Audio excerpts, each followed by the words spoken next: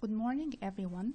Today we are talking about the Temple of Kasr Aguz, a center for deified persons with healing powers in Greco-Roman Egypt. Kasr Aguz, or the Castle of the Old Man in Arabic, is a small temple on the western bank of Thebes, south of Medinat Habo, in a place called Jem. The temple was built probably by the reign of Ptolemy VIII Euergetes II. Kasr Aguz was firstly described by Jolwa and Deified, who visited Egypt in 1799. After that, it was described by Champollion and Lepsius till it was published by Denkmäler. This is the main entrance to the temple of Kasr Aguz, and this is the design of the temple.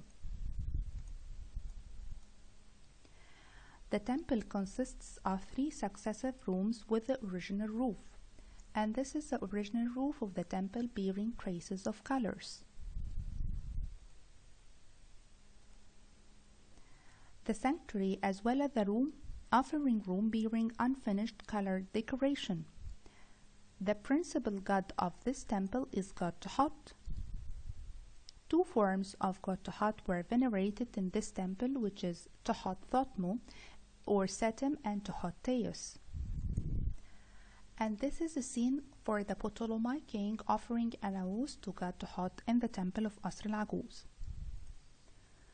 It was believed that this temple was a cult center for 3 healing sages, namely Imhotep, Amenhotep son of Habo, and Teos. During his lifetime, Imhotep was the lecture priest, the great architect of the step pyramid at Saqqara, and the perfect magician and physician. It was believed that Berlin papyrus and much of the Ebers and Edwin Smith papyri were derived from copies of an original work of Imhotep.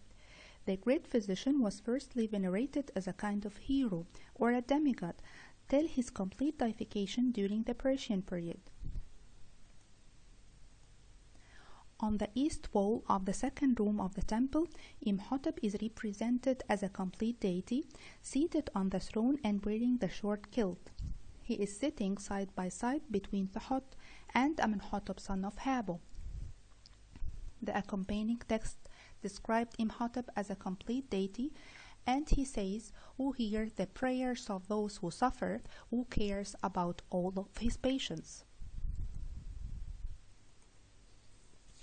Amenhotep son of Habo was the chief priest of Horus Khinti Irti in Atribes. Later on, he became the royal scribe of Amenhotep III. Amenhotep son of Habo played the role of the mediator between the crowd of the simple people as well as the royal family and god Amen after his death. Like Imhotep, venerating Amenhotep son of Habo as a complete healing god began by 26th dynasty. By the Ptolemaic period, many Greek ostraca and graffiti indicate the prominent healing abilities of god Amenhotep son of Habo.